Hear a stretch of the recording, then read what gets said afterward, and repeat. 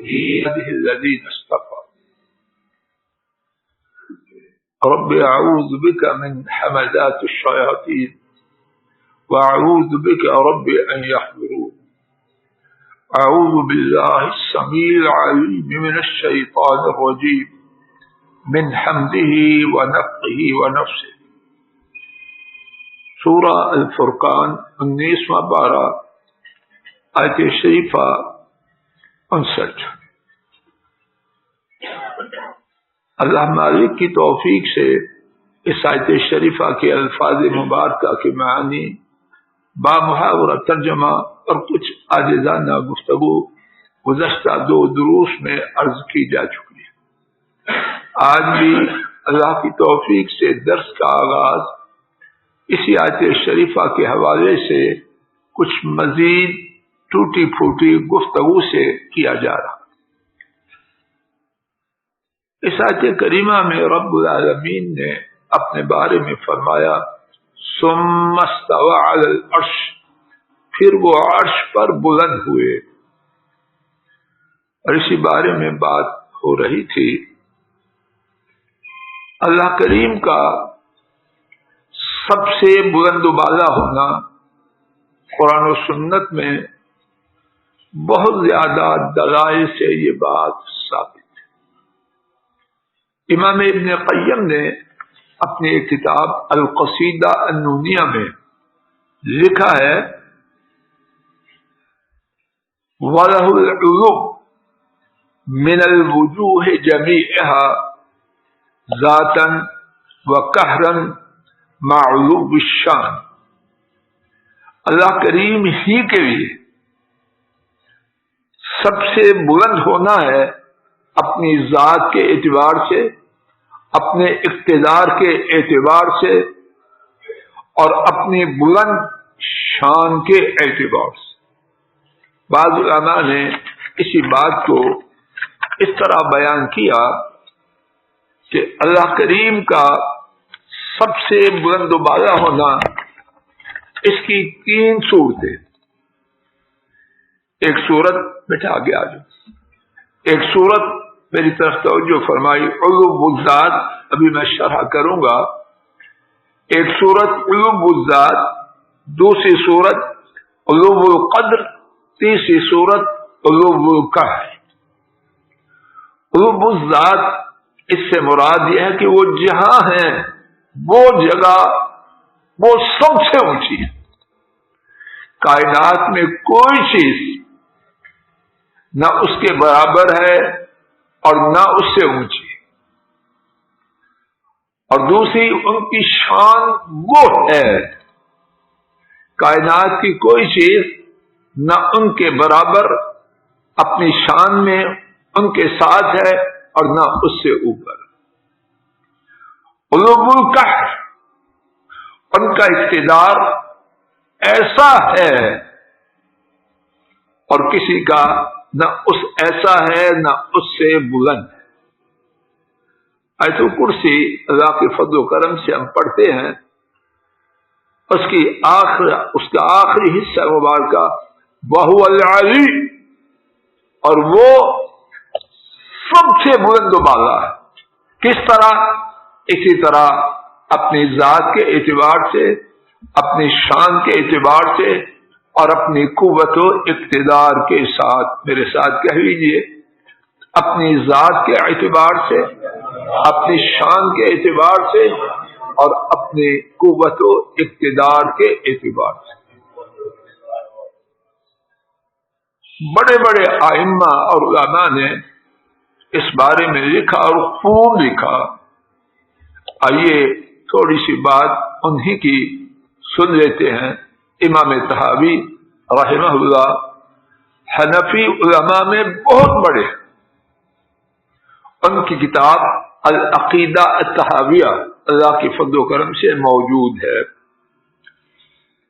اس میں وہ لکھتے ہیں ہوا محیط بکل شیء وفوقہ، وہ ہر چیز کا احاطہ کیے ہوئے ہیں اور وہ ہر چیز کے اوپر ہے. ان کی کتاب العقیدہ تھا، ماشاء اللہ تبارک الرحمن بار بار چھپتی اور پڑھی اور پڑھائی جاتی ہے۔ ان کی اس کتاب کی شرح ایک بہت بڑے حنفی عالم ابن ابی العز الحنفی نے شرح العقیدہ الطحاویہ کے نام سے کی ہے۔ اس میں وہ امام طحاوی کی بات کی شرح کرتے ہوئے لکھتے ہیں انہ محیط بکل شیء وفوق کل شیء، یقیناً وہ ہر چیز کا احاطہ کرنے والے ہیں اور ہر چیز سے اوپر ہیں۔ اور اوپر کا معنی ہم سن چکے، ذات کے اعتبار سے، شان کے اعتبار سے، اور اقتدار، قوت اور غلبہ کے اقتدار سے۔ علامہ ابن ابی العز الحنفی نے اپنی کتاب شرح العقیدہ الطحاویہ میں لکھا ہے کہ سلف کہتے ہیں پرانے قدیم علماء کو، اللہ کے بہت بلند ہونے کے بارے میں ان کی گفتگو بہت زیادہ ہے، اور اسی میں سے وہ ہے جو شیخ الاسلام ابو اسماعیل الانصاری نے اپنی کتاب الفاروق میں نقل کی۔ انہوں نے شیخ الاسلام ابو اسماعیل الانصاری انہوں نے سند کے ساتھ موتی البلخی رحمہ اللہ سے روایت کیا، امام ابو حنیفہ رحمہ اللہ تعالی ان سے سوال کیا گیا اس شخص کے بارے میں جو کہتا ہے مجھے پتہ نہیں میرا رب آسمان میں ہے یا زمین میں۔ امام ابو حنیفہ رحمہ اللہ سے سوال کیا گیا اس شخص کے بارے میں آپ کیا فرماتے ہیں جو کہتا ہے مجھے پتہ نہیں میرا رب آسمان میں ہے یا زمین میں؟ تو امام ابو حنیفہ رحمہ اللہ نے جواب دیا یقیناً اس شخص نے کفر کیا۔ کیوں؟ اللہ پاک نے خود فرمایا الرحمن علی العرش استوى، رحمان عرش پر بلند ہوا، اور جو ان کا عرش ہے وہ ساتوں آسمانوں کے اوپر ہے۔ تو امام ابو حنیفہ رحمہ اللہ نے اس شخص کے کافر ہونے کا فتویٰ فرمایا جو کہتا ہے مجھے پتہ نہیں کہ اللہ کہاں ہے، آسمان میں ہے یا زمین میں، جبکہ اللہ نے دلیل یہ دی کہ جب اللہ نے فرما دیا الرحمن علی العرش استوى کہ رحمان عرش پر مستوی ہوا، شرح یہ ہے تو وہ کون ہے جو اللہ کے فرمانے کے بعد کہے کہ مجھے پتہ نہیں؟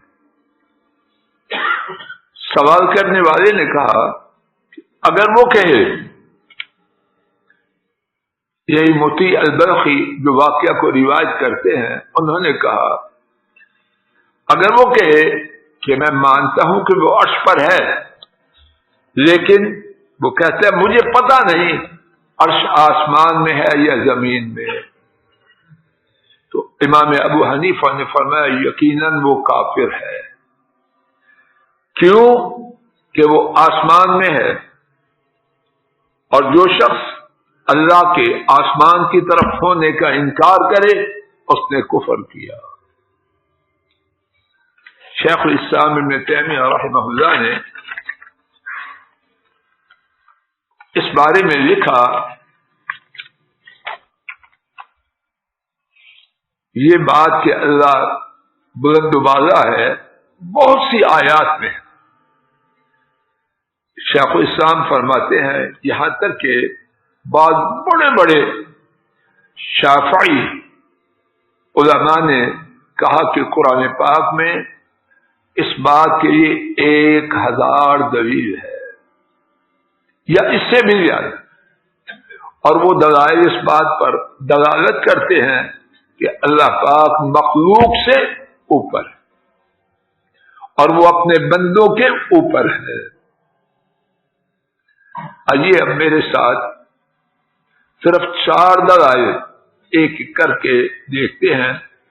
29واں پارہ سورہ الملک نکالیے، آیت شریفہ 16 اور پھر آیت شریفہ 17. 29واں پارہ اس کا دوسرا صفحہ. آمنتم من فی السماء، کیا تم ان سے بے خوف ہوگے ہو جو کہاں ہیں؟ دیکھو اور زور سے جواب. کیا تم بے خوف ہوگے ان سے جو کہاں ہیں؟ اللہ پاک ہدایت دے دے ہم سب کو، ہمارے ساتھیوں. اللہ اپنے آپ کو کہاں ہونے کا ذکر کر رہے ہیں. اب اگر ہم کہیں تو معاذ اللہ یہ بات غلط ہو جائے.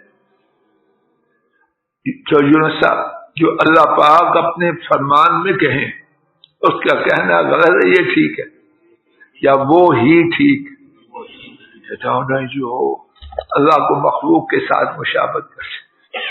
اللہ اپنے آپ کو زیادہ جانتے ہیں یا یہ زمین والے زیادہ جانتے ہیں؟ اللہ پاک راہ ہدایت پہ رکھے اور اس سے نہ ہٹے، کسی عنوان سے بھی نہ ہٹے.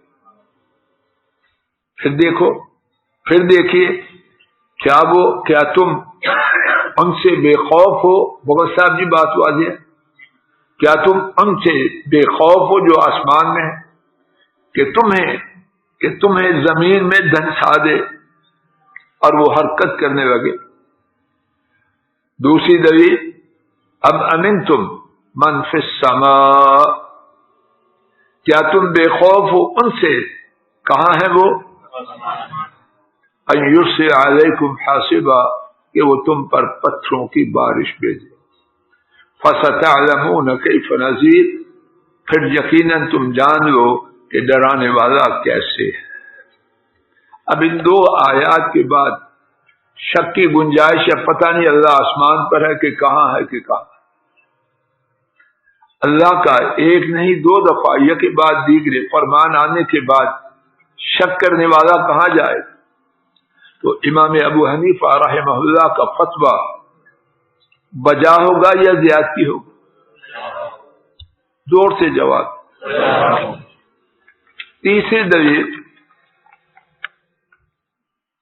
امام بخاری نے سیدۃ زینب رضی اللہ عنہا ام المومنین نبی کریم صلی اللہ علیہ وسلم کی بیوی، ان سے روایت کیا کہ وہ اپنی شوقنوں پر فخر کرتی.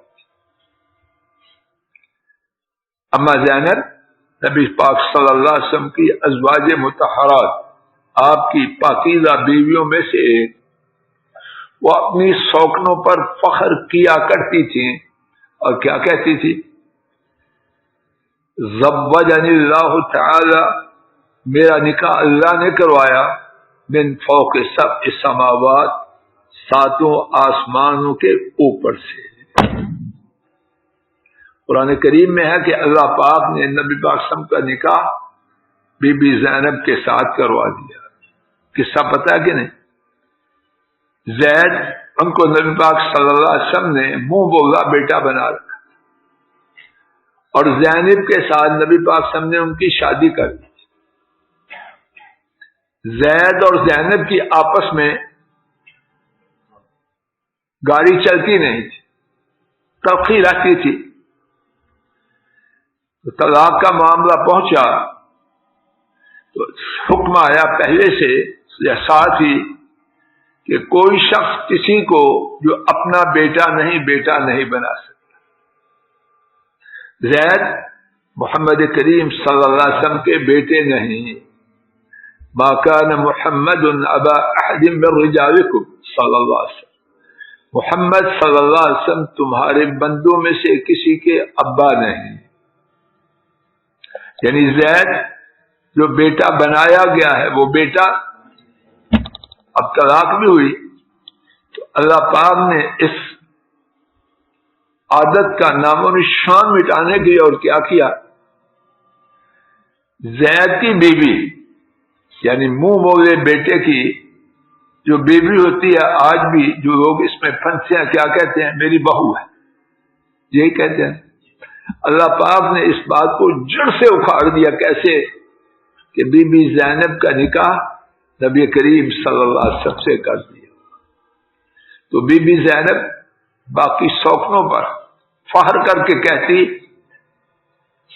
اللہ پاک نے میرا نکاح کہاں سے کیا؟ ساتوں آسمان کے اوپر سے. تو اللہ پاک کہاں ہوئے؟ پتہ نہیں کدھر ہے، یا انہوں نے کہا کہ ساتوں آسمان کے اوپر ہے. بات واضح ہو گئی. چوتھی دلیل امام ابو داؤد اور امام ترمذی نے سیدنا عبداللہ بن عمر رضی اللہ عنہما سے روایت کیا، نبی کریم صلی اللہ علیہ وسلم نے فرمایا ارحموا من فی الارض، ان پر رحم کرو جو زمین میں ہے. حاضر جی سے میری طرف دیکھتے ہیں بیٹا. ارحموا من فی الارض، ان پر رحم کرو جو زمین میں ہے. تم پر کون رحم کرے گا؟ یرحمکم من فی السماء، تم پر وہ رحم کرے گا جو کہاں ہے؟ اب نا جی اگر کہا آسمان میں تو مخلوق کے ساتھ مشکل. اللہ کو اپنے بارے میں زیادہ خبر ہے، محمد کریم صلی اللہ علیہ وسلم کو اللہ کے بارے میں زیادہ خبر ہے یا کسی اور کو؟ ہم تو نہیں مانتے کسی اور کو. خلاصہ آئیے سبق کی طرف. ثم استوى على العرش، اس کا معنی وہی کریں گے جو عربی میں ان الفاظ کا معنی ہے. اور جیسے کہ کل یہ بات گزری دوبارہ دہراتا ہوں، امام مالک رحمہ اللہ نے فرمایا الاستواء معلوم، اللہ کا عرش پر مستوی ہونا یہ معلوم. والکیف مجہول، کیسے ہے اس کا پتہ نہیں. والسوال عنہ بدعہ، اور اس کے بارے میں پوچھنا کیسے ہے یہ بدعت ہے. اللہ کی توفیق، فضل و کرم اور عنایت سے ہمارا یہی عقیدہ ہے. اسی پر جینے، اسی پر مرنے کی عاجزانہ التجا ہے. باقی اگر کسی کو پسند نہیں تو ہم اس سے لڑ تو نہیں سکتے. وقت ہوا چاہتا ہے یہیں پہ بات کو روکتے ہیں.